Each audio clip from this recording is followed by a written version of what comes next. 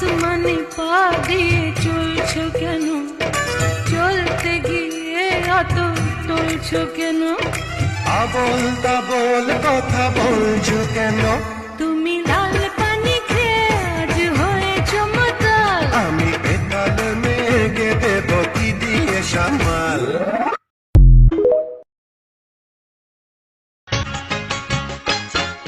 শান্তি থাকলে ভাঙা ঘর হয় বেহেশতের বাগান, তোমার আমার ভালোবাসা তাহারই প্রমাণ।